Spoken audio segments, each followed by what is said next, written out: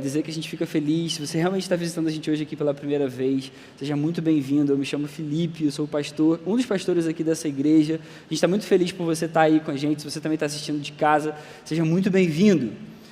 Eu quero começar fazendo uma pergunta para você. O que você acredita? No que você acredita? Eu, ao longo da minha vida, eu já conheci muitas pessoas com diversas crenças nas suas vidas. Eu já conheci pessoas que acreditam que o universo é uma força e ele tem uma força que pode atrair ou repelir coisas para a nossa vida, dependendo do que a gente pensa. Então, se eu pensar em coisas positivas, eu vou atrair coisas positivas desse universo para a minha vida. Então, a crença é que o pensamento positivo atrai coisas positivas para mim. Eu conheci pessoas que acreditam que a gente é fruto de muitas encarnações, de várias outras vidas, e hoje a gente está aqui, mas a gente já viveu várias outras vezes, com a mesma alma, mas em outros corpos, em outros momentos. Eu já conheci pessoas que apenas acham que o mundo é consequência do acaso, e quando tudo acabar, acabou. Na verdade, tudo é aleatório, as coisas que aconteceram, o que a gente é hoje, é só uma obra da evolução. As coisas evoluíram, as espécies evoluíram, e depois de bilhões e bilhões de anos, tem a gente aqui, e a gente está aqui essa noite, a gente tem essa consciência. Geralmente, aquilo que a gente acredita, aquilo que a gente crê, molda a forma como a gente enxerga o mundo e, consequentemente, a forma como a gente age no nosso dia a dia. Aquilo que a gente crê, aquilo que a gente acredita como certo, como correto, molda a nossa cosmovisão. Por exemplo, a pessoa que acredita no pensamento positivo, ela vai viver se esforçando para sempre estar pensando em coisas positivas. Ela vai acordar tentando pensar em coisas positivas, ela vai trabalhar pensando em coisas positivas, ela vai comer pensando em coisas positivas, ela vai comprar coisas no dia a dia dela, sempre tentando pensar em coisas positivas. Ela sempre vai se esforçar para ficar pensando em coisas boas, porque ela crê que aquilo ali vai atrair coisas boas para ela. A pessoa que acredita na reencarnação, ela vai se esforçar para fazer boas obras. Ela vai sempre tentar ser uma boa pessoa, ela vai sempre tentar ser agradável com todo mundo, ainda que ela fique exausta em algum momento. A pessoa, por exemplo, que pensa que o mundo é obra do acaso, essa pessoa ela vai se esforçar para buscar a felicidade a todo custo, ou o prazer a todo custo. A gente não sabe em que momento eu vou morrer, enfim, quando essa vida acabar, acabou. Então eu preciso fazer de tudo para me satisfazer, para ter prazer na minha vida. A gente que faz parte desse grupo aqui de jovens dessa igreja, da Igreja Oceânica, que se reúne aqui semanalmente, que se reúne nas casas, nas células, a gente crê no Evangelho de Jesus Cristo. A gente crê no Evangelho de Jesus, e isso também molda a nossa cosmovisão e a nossa forma de agir. A gente crê em Jesus e a gente crê na obra que Jesus fez por cada um de nós. E o que Ele ensina para a gente a respeito dEle mesmo é que quem vier a crer nele e na sua mensagem vai viver de verdade e vai viver para sempre, vai viver eternamente. O que mais me surpreende no chamado de Jesus para todos nós é que a gente não precisa se esforçar para conseguir o amor dele. A gente não precisa se esforçar para conseguir o amor de Jesus. Se todas as crenças e todas as cosmovisões levam as pessoas a se esforçarem para conseguirem atingir os seus objetivos, a mensagem de Jesus é a única que ensina: você não precisa fazer nada, tudo já foi feito por você. Isso é maravilhoso demais. Eu vou tentar te explicar. Evangelho significa literalmente boas novas, é uma boa notícia. Evangelho é uma boa notícia. Para existir uma boa notícia, precisa haver ou um ambiente neutro ou um ambiente ruim. Porque se a gente está vivendo sempre tudo muito bem, está tudo muito bem, e a gente recebe uma boa notícia, na verdade ela é só mais uma. Ela não é uma boa notícia, ela é só uma notícia. Está tudo indo muito bem, de fato, qualquer boa notícia é só mais uma. Mas a Bíblia, a palavra de Deus, vai ensinar para a gente que existe uma má notícia. A Bíblia, que é o que a gente acredita que é real para a nossa vida, ensina para a gente que a gente é mau. A gente é mau por natureza. Nós somos egoístas, nós somos invejosos, nós somos impacientes, nós somos revoltados às vezes por motivos bobos ou pequenos, a gente mente, A gente quer sempre o nosso bem antes do bem dos outros, a gente sempre quer olhar para a gente trai, a gente maltrata, a gente zomba, a gente é insensível muitas vezes. A Bíblia vai ensinar que a gente tem essas atitudes em vários momentos da vida porque a gente é pecador desde que a gente nasceu, e por a gente ser pecador desde que nasceu, a gente é inimigo de Deus. Nós somos inimigos do Deus que é o Criador de todas as coisas. Ainda que a gente se esforce para fazer coisas boas, parece que existe alguma coisa aqui dentro que só quer fazer mal. Parece que existe alguma coisa aqui dentro que só quer satisfazer o próprio coração, que sempre vai deixar a virtude de lado pelo interesse próprio. Ainda que a gente viva e passe um longo tempo da nossa vida se esforçando muito, a gente em algum momento vai dar um mole. Talvez você pense, mas eu não faço mal a ninguém, mas é cheio de vícios, ou é cheio de preconceitos, ou é cheio de falhas, e não consegue abandonar de jeito nenhum. Talvez você imagine, eu quero fazer o bem, eu sou uma pessoa boa, mas é totalmente seletivo para quem você quer fazer esse bem. No fundo, odeia os pais, ou odeia o pobre, ou odeia quem pensa diferente. Mas existe uma boa notícia. Que notícia é essa? É a notícia de que a gente tem um Deus que ama a nossa vida e perdoa essa nossa maldade. Como eu falei, evangelho significa literalmente boas novas, boa notícia. A boa notícia que a gente tem é que Deus enviou o próprio Filho Jesus. Jesus é Deus, sendo Deus, Ele se fez homem, Ele encarnou no mundo e Ele viveu como um ser humano comum. E não só isso, Ele morreu numa cruz. E Ele fez tudo isso por amor a nós, por amor a mim e a você. Ele pagou um preço pelo nosso pecado, para que a gente pudesse ser perdoado diante de Deus, para que a nossa maldade fosse apagada e fosse perdoada diante de um Deus que é perfeito. Se todos nós somos maus, somos pecadores, como a Bíblia ensina, a gente nunca seria capaz de se aproximar de um Deus que é totalmente santo e perfeito. Mas Ele ama tanto a gente que Ele envia Jesus, e o próprio Jesus mesmo se entrega para morrer no nosso lugar e perdoar os nossos pecados. A Bíblia vai ensinar que nós somos pecadores não porque a gente faz coisas más em momentos da nossa vida. Nós somos pecadores porque nós temos uma natureza pecaminosa. Desde que a gente nasceu, a gente já nasce assim, a gente já nasce sendo inimigo de Deus. Só que Ele é quem vem até nós, nos chama, nos apresenta Jesus e dá para a gente a chance da gente se reconciliar com Ele novamente. A grande boa notícia que a Bíblia nos apresenta é essa: Jesus nos amou e deu a própria vida no lugar da nossa. Por isso a gente já ouviu em algum momento da vida que Ele morreu numa cruz. Jesus morreu numa cruz. Jesus morreu numa cruz não porque Ele falhou em algum momento da vida dele, não porque Ele cometeu algum engano, não porque Ele roubou ninguém. Ele morreu para que os nossos pecados pudessem ser perdoados diante de Deus, para que a nossa natureza que nasce má e ruim pudesse ser regenerada, pudesse ser refeita. Ele morreu numa cruz para que a gente fosse capaz de olhar para Deus e ser considerado agora amigo, não mais inimigo. Hoje a gente pode ser amigo de Deus. Só que, para que tudo isso que eu estou falando até agora seja possível e seja verdadeiro, duas coisas são fundamentais.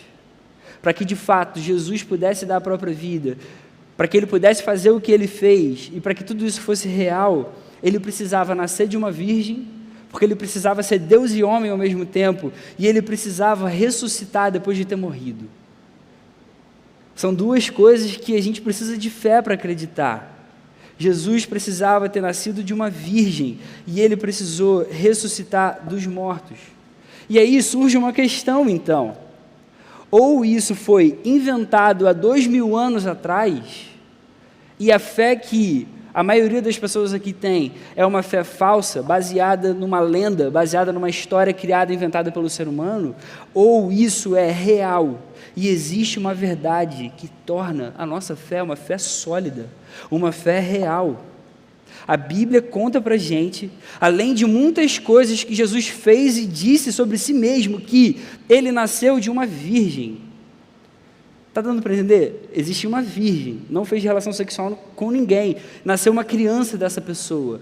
E depois ele viveu entre nós, ele morreu, mas ele ressuscitou, ele tornou a viver. Você já foi num funeral? Você já viu uma pessoa morta no caixão?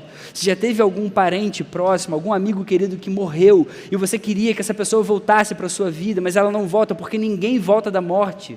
Jesus morreu e ressuscitou em carne e osso. Não é que ele ressuscitou no coração dos discípulos, das pessoas que creram na sua mensagem, não. Ele tornou a viver de fato, depois de ter morrido. Talvez você pense que tudo isso que eu estou falando seja difícil demais para acreditar. E eu te entendo. Eu te entendo, sabe por quê? Porque até mesmo um discípulo de Jesus, chamado Tomé, duvidou. Tomé, um discípulo que andou com Jesus por 3 anos, viu as coisas que Jesus fez, viu vários milagres que Jesus realizou, mesmo assim, depois de Jesus ter ressuscitado, ter aparecido para os discípulos, ele duvidou. A Bíblia conta que depois que Jesus ressuscita, ele aparece para os seus discípulos, mas Tomé não estava nessa primeira aparição. E aí vem então o texto que eu quero ler com vocês, que é um texto que está na Bíblia Sagrada, em João, capítulo 20, verso 24 ao 29. Olha o que diz o texto. Tomé, chamado Dídimo, um dos 12, não estava com os discípulos quando Jesus apareceu da primeira vez. Os outros discípulos lhes disseram: vimos o Senhor. Mas ele lhes disse: se eu não vir as marcas dos pregos nas suas mãos, não colocar o meu dedo onde estavam os pregos e não puser minha mão no seu lado, não crerei. Aí passa uma semana mais tarde, os seus discípulos estavam outra vez ali, e Tomé com eles. Apesar de estarem trancadas as portas, Jesus entrou, pôs-se no meio deles e disse: paz seja com vocês. E Jesus disse a Tomé: coloque o seu dedo aqui, veja as minhas mãos, estenda a mão e coloque no meu lado, pare de duvidar e creia. Disse-lhe Tomé: Senhor meu e Deus meu. Então Jesus lhe disse: porque você me viu, você creu? Felizes os que não viram e creram. Esse é o texto. Essa história é magnífica. Enquanto os discípulos estavam reunidos, Tomé falou isso que a gente acabou de ler para eles, para os seus companheiros, pessoas que já andavam junto há 3 anos. Olha, se eu não vi com meus próprios olhos, eu não vou acreditar no que vocês estão me falando, não adianta. Eu preciso ver com meus próprios olhos, eu preciso tocar, eu preciso sentir. Não adianta, vocês podem falar o que vocês quiserem. Eu não acredito que ele apareceu para vocês, não. Eu preciso ver, eu preciso encostar. Muitas vezes a gente é assim também. Muitas vezes, eu só acredito vendo. Essa historinha que você está me contando, é boa demais para ser verdade. Não dá para acreditar nisso que você está me dizendo. E isso aconteceu com um discípulo de Jesus, alguém que andou com Jesus por 3 anos, alguém que, igual a João, que relatou esse evangelho que leva o seu nome, vários sinais miraculosos com os próprios olhos. Ele testemunhou pessoas sendo curadas, aleijados voltando a andar, cegos voltando a ver, surdos voltando a ouvir. Esse episódio ensina para a gente 2 coisas muito importantes, que são: a gente não precisa ver e sentir para acreditar em Jesus, e a gente só consegue encontrar alegria genuína se a gente crê em Jesus de todo o coração.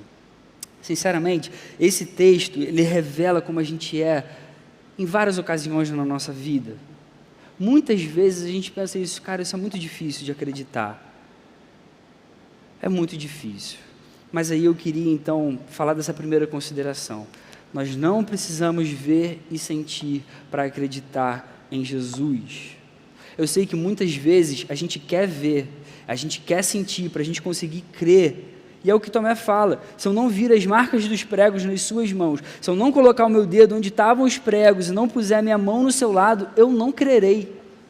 Eu me lembrei claramente de um episódio que eu vivi com a minha esposa. A gente estava sentado lá em casa, eu estava no sofá assistindo TV, ela estava na cozinha fazendo alguma coisa que eu não me lembro, e eu estava com fome. E eu perguntei para ela: amor, veio para a gente no freezer se tem alguma coisa para a gente comer, para a gente botar aí e tal, estou ficando já com fome. Ela foi, abriu o freezer, olhou o que estava lá dentro e falou assim: amor, não tem nada não, a gente vai ter que pedir mesmo alguma coisa. Eu tinha uma convicção de que tinha um pacote de pão de queijo dentro do freezer. E eu insisti nisso. Eu falei, amor, mas eu acho que tem. Ela, eu acabei de ver. Não tem. Ela viu. Eu, do jeito que eu sou, não convencido, eu levantei, fui lá e abri para ver. Não preciso nem dizer como que ela ficou comigo, né? Ficou revoltada comigo, ficou revoltada. Eu fui lá para ver com meus próprios olhos. Ela abriu e viu e me contou, mas eu não acreditei.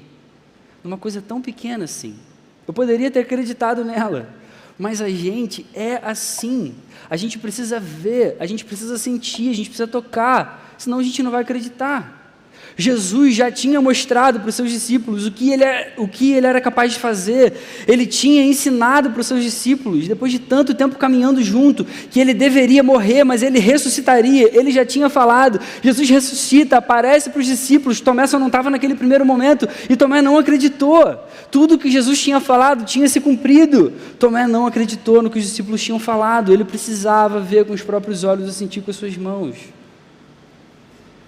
Muita gente hoje, talvez você conheça pessoas assim, não creem nos relatos bíblicos. Tem muita gente que não crê nesse texto, por exemplo, que eu acabei de ler. Tem muita gente hoje que usa argumentos ou acredita em argumentos que tentam desacreditar a Bíblia Sagrada. Você já deve ter ouvido isso alguma vez na sua vida. Por exemplo, a Bíblia foi escrita por homens. Eles podem ter inventado toda essa história. E a gente está acreditando nessa invenção esse tempo todo. Tem pessoa que vai dizer assim, quem me diz que nada se perdeu ao longo do caminho? Será mesmo que o que a gente tem hoje é o que foi escrito mesmo por cada apóstolo lá naquele tempo, 2000 anos atrás? Vai ter gente que vai dizer assim, pô, e se alguém alterou o que estava escrito há muito tempo atrás? Eu vou falar uma coisa para você. Do ponto de vista das provas, eu te afirmo que existem inúmeras provas a favor da veracidade do documento textual da Bíblia. Existem inúmeras provas que provam de fato que o documento textual, a Bíblia Sagrada, ela é verídica, tudo aquilo que Jesus fez e tudo aquilo que ele disse, de fato, são verídicos e são fidedignos. Por exemplo, sobre o que os evangelhos relatam a respeito de Jesus. Existem críticas sobre a autoria dos evangelhos. Será que foi Marcos mesmo que escreveu? Será que foi Mateus mesmo que escreveu? Será que foi Lucas, João? Será que foram essas pessoas mesmo que escreveram? O testemunho uniforme da igreja primitiva, da igreja que começou a existir lá no primeiro século, é que, de fato, Mateus, que também era conhecido por Levi, ele era um coletor de impostos, e ele, que foi um dos 12 discípulos de Jesus, foi ele sim que escreveu o primeiro evangelho no Novo Testamento. João Marcos, companheiro de Pedro, amigo de Pedro, ele é o autor do evangelho que a gente chama de Marcos. Lucas, o médico amado, segundo Paulo, ele escreveu tanto esse evangelho de Lucas, que leva o seu nome, quanto o livro de Atos. João, que era o discípulo amado de Jesus, foi ele sim que escreveu o evangelho de João. Pelo que tudo indica, pelos estudos, a autoria desses evangelhos não era um motivo de disputa lá no primeiro século, para aquela igreja que estava crescendo e se expandindo. Veja só uma coisa, Marcos e Lucas, eles nem sequer pertenciam àquele grupo dos 12. Mateus, ele até pertencia, mas Mateus era um cara odiado por ele ter sido um coletor de impostos, ele era um publicano. O judeu odiava o publicano, que era um judeu, mas que agia em prol do Império Romano. Mateus era um cara assim. Depois de Judas Iscariotes, que foi quem traiu Jesus, Mateus seria a figura ali do grupo mais rejeitada. Compara isso com o que aconteceu quando vários outros evangelhos fantasiosos, que foram chamados de apócrifos, lá naquele tempo também da igreja primitiva, foram escritos. Um pouco tempo depois, por exemplo, vários textos começaram a pipocar ali, no meio da igreja, no início mesmo ali, no primeiro século, e as pessoas atribuíram a autoria desses apócrifos, desses livros fantasiosos, a personagens que foram exemplares no meio dos 12 discípulos. Então, surgiram documentos falsos com o nome de Filipe, de Pedro, de Maria, de Tiago, porque esses tinham mais prestígio do que Mateus, Marcos e Lucas. Então, não tem porquê conferir a autoria para esses 3 indivíduos que eram muito menos respeitáveis se eles não fossem, de fato, os verdadeiros autores. Tem um cara muito conhecido que existiu no segundo século, chamado Papias. Ele foi um escritor muito conhecido e respeitado, e ele fala a respeito dessas provas. Existem provas documentais. Ele vai dizer que Marcos registrou tudo com muito cuidado e precisão, aquilo que Pedro testemunhou pessoalmente. Ele vai dizer que Mateus preservou os escritos sobre Jesus. Então, com relação à autoria, não existe nenhum problema com relação à autoria dos evangelhos. Existem críticas, por exemplo, sobre o conteúdo dos evangelhos. Por exemplo, por que Marcos não fala do nascimento de Jesus? E não diz nada sobre a mocidade de Jesus, só vai falar de um período específico de 3 anos do ministério de Jesus quando ele esteve entre nós. Existem 2 motivos específicos para isso, um literário e um teológico. O literário é que era assim que as pessoas escreviam biografias no mundo antigo. No mundo antigo, eles não tinham a percepção que a gente tem hoje de que eles tinham que dar igual importância para todas as fases da vida de um indivíduo, ou que eles deviam contar a história em sequência estritamente cronológica, como a gente conhece das biografias de hoje, do nosso tempo. Eles também não achavam que tinham que citar literalmente tudo aquilo que o biografado disse. Para eles bastava só a essência do que ele tinha dito. Se a essência do que aquela pessoa tinha dito ficasse preservada, estava tudo ok. Também tem um motivo teológico. Para os cristãos daquele tempo, e para a gente hoje, óbvio, embora a vida de Jesus, os seus ensinamentos, os seus milagres sejam maravilhosos, não teria sentido algum se Jesus Cristo não tivesse de fato morrido e ressuscitado dos mortos para perdoar os pecados da humanidade. Então Marcos, autor desse evangelho que leva o seu nome e que é provavelmente o mais antigo, ele vai dedicar quase metade da sua narrativa para os eventos que vão levar aquele período de 1 semana ali, em que o clímax vai ser a morte e ressurreição de Jesus. Então também não existem problemas sobre os fatos que não foram relatados. Não tem problema a gente não saber o que aconteceu na mocidade de Jesus, no período de juventude dele. Existem, por exemplo, críticas sobre não existirem mais os originais. Você já ouviu isso? Se tudo que a gente lê são cópias de cópias de cópias que foram sendo copiadas durante tanto tempo, como que a gente pode ter certeza que o Novo Testamento que a gente tem hoje é, no mínimo, semelhante aos originais? Eu te digo que não é só a Bíblia que está nessa situação. Vários outros documentos antigos que a gente hoje considera verídicos, que chegaram até nós hoje, eles também não têm mais os originais. A vantagem é que o Novo Testamento, principalmente quando ele é comparado com outros escritos antigos, ele teve muitas cópias que de fato sobreviveram. Aí os historiadores concordam que quanto maior o número de cópias em harmonia umas com as outras, principalmente se elas vêm de áreas geográficas distintas, maior é a possibilidade da gente confrontar essas cópias. Cara, isso é maneiro demais. Isso permite a gente visualizar como seriam os documentos originais. O Novo Testamento ele tem cópias que datam de pouquíssimas gerações depois dos originais. No caso de outros textos antigos que a gente tem hoje, talvez 5, 8 ou 10 séculos tenham se passado entre o original e as cópias mais antigas que sobreviveram. No caso da Bíblia, além dos manuscritos em grego, que foi a língua original em que foi escrita, a gente tem também a tradução dos evangelhos para várias outras línguas, numa época que era relativamente antiga. A gente tem tradução para o latim, para o siríaco, para o cópita. A gente tem outras traduções secundárias, a armênia, a gótica, a gente tem várias outras, a georgiana, a etíope. Sabe o que isso significa? Mesmo que a gente não tivesse nenhum manuscrito grego hoje, se a gente juntasse todas as informações fornecidas só pelas traduções que remontam a um período muito antigo, já seria possível reproduzir todo o conteúdo do Novo Testamento.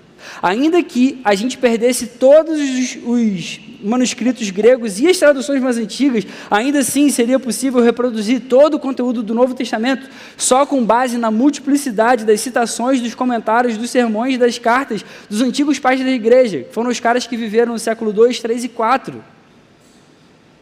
Atualmente, existem mais de 5.000 manuscritos catalogados, mais de 5.000 cópias que foram encontradas ao longo de toda a história da humanidade do Novo Testamento. Aí talvez os críticos mais ferrenhos pensem, pô, isso deve ser muito comum. Outros documentos também devem ter, então, muitas cópias assim. O documento antigo que mais se aproxima da Bíblia Sagrada é a obra Ilíada, de Homero. Era uma das mais conhecidas do mundo antigo grego. Sabe quantas cópias tem da Ilíada? Menos de 650. Menos de 650 manuscritos a gente tem hoje em dia. E muitos deles são totalmente deteriorados. Eles foram descobertos só depois do século XI, depois de Cristo, sendo que essa obra foi escrita em 800 a.C. Existe uma diferença, uma distância de 1.800 anos, da primeira cópia encontrada para a do original, que o original já não existe mais. Eu estou falando isso tudo só para dizer que, em termos de provas documentais e autorais de manuscritos antigos, a Bíblia é o documento antigo mais confiável que existe. A Bíblia Sagrada é o documento antigo mais confiável que existe, e você pode comparar com qualquer obra antiga. E eu poderia citar aqui, já está ficando chato, milhares e milhares de provas de que os relatos do Novo Testamento são verídicos e são confiáveis, mas a vida cristã continua sendo pela fé. A vida cristã continua sendo pela fé. Ainda que eu apresente aqui, essa noite, milhares e milhares de provas da veracidade da Bíblia, a minha crença em Jesus continua sendo pela fé. Nós podemos e devemos crer em Jesus, mesmo que a gente nunca tenha visto o seu rosto, nem nunca ter tocado nas marcas das suas mãos. Por isso, Jesus diz para Tomé, Tomé, para de duvidar e creia. Esse é um relato escrito para a gente. E quando a gente passa a crer nessa verdade, de que Jesus é quem Ele é, de que Ele de fato era Deus e era homem ao mesmo tempo, Ele nasceu de uma virgem, Ele morreu e ressuscitou porque Ele tinha poder para isso, porque Ele é Deus. Ainda que a gente não tenha provas disso, a nossa resposta verdadeira diante dessa verdade é a nossa entrega e a nossa adoração. Quando a gente conhece Jesus de verdade, a nossa resposta é adoração de verdade. Quando cai a ficha de Tomé, naquele momento em que Jesus aparece para ele, ele se dobra diante de Jesus.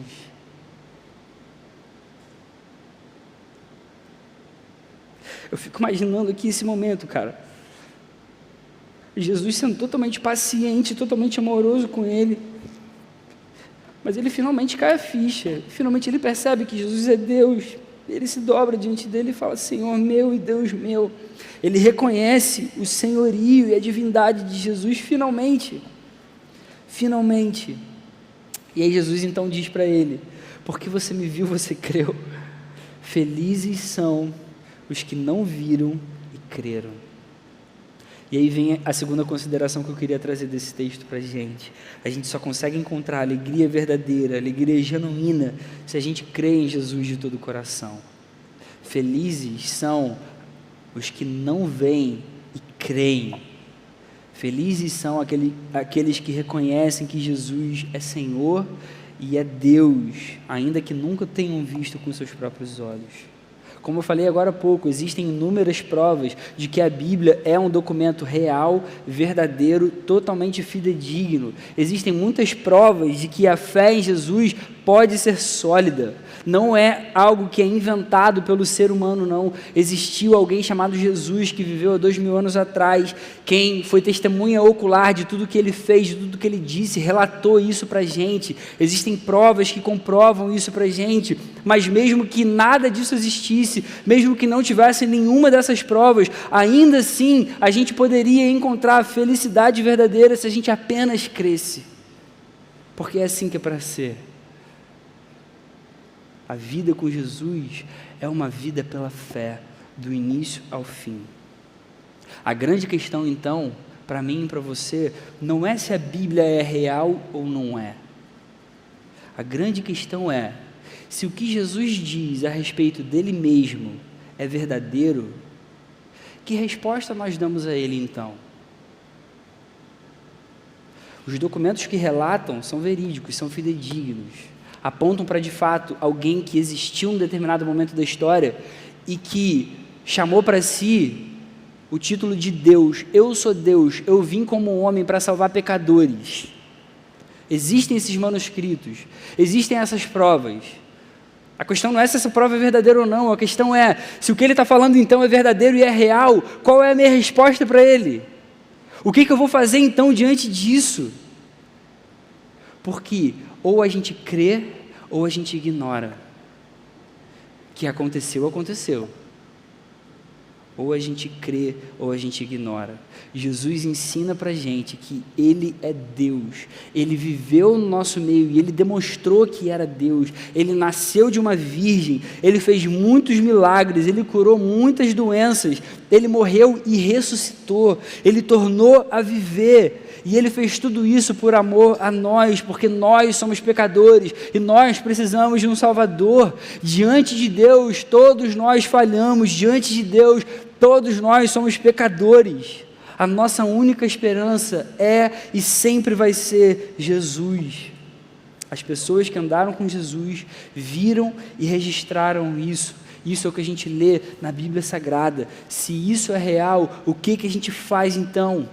O que nós precisamos fazer? O que Jesus espera de nós? O que Jesus espera de mim? O que Jesus espera de você? Ele espera o mesmo que Ele esperou de Tomé, que a gente pare de duvidar e comece a crer. É isso que Ele espera de nós.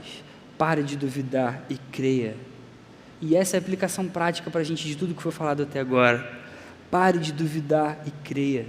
O resumo do Evangelho, da boa notícia, da boa nova é esse: nós somos pecadores e inimigos de Deus. Deus nos amou e enviou Jesus para dar a sua vida, morrendo na cruz no nosso lugar, e Jesus ressuscitou.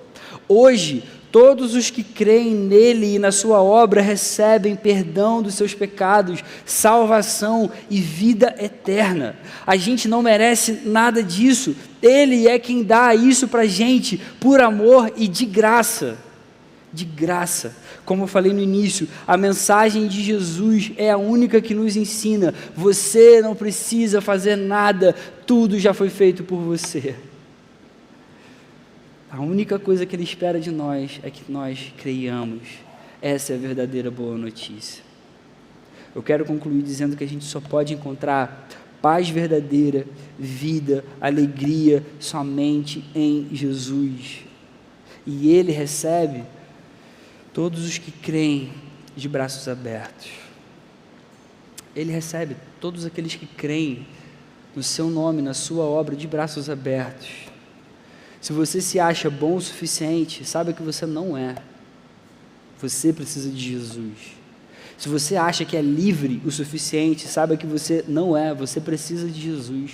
Se você se acha ruim demais, mal demais e sente que não merece esse amor perfeito, ninguém é ruim demais que não possa ser perdoado e amado. Você precisa de Jesus. Apenas reconheça as suas falhas. Arrependa-se dos seus erros e Jesus te espera de braços abertos para viver uma nova vida com Ele. Todos nós precisamos de Jesus. Todos nós precisamos de Jesus. O convite dele para cada um de nós é esse: todo aquele que vier a mim, eu jamais rejeitarei. Isso é para todos nós, isso é para todos nós. Se você crê no que foi falado, se fez sentido para você, para o seu coração, eu queria orar por você nesse momento. Eu quero orar pela sua vida. Vamos fechar os nossos olhos. Senhor, toma a nossa vida nas suas mãos, Senhor. O nosso coração é teu. Eu quero pedir, Senhor, para aquelas pessoas que estão aqui e ouviram a sua mensagem, a mensagem do seu evangelho, Senhor, que você fale o coração dessas pessoas, que você visite de uma forma maravilhosa, que você mostre o quanto você ama, que você passe a viver do lado, Senhor, daqui para frente. Ajuda a gente no nosso dia a dia a reconhecer que você é Deus, a reconhecer que você é Senhor e merece toda a nossa adoração, toda a nossa entrega, toda a nossa vida, Senhor. Cuida de cada um de nós, perdoa os nossos pecados, Senhor. Perdoa a maldade do nosso coração e traz a gente para perto do Senhor. A gente não pode viver sem você, Senhor. Ajuda cada um de nós e ajuda essa igreja para a sua glória, Senhor, no nome de Jesus. Amém. Amém.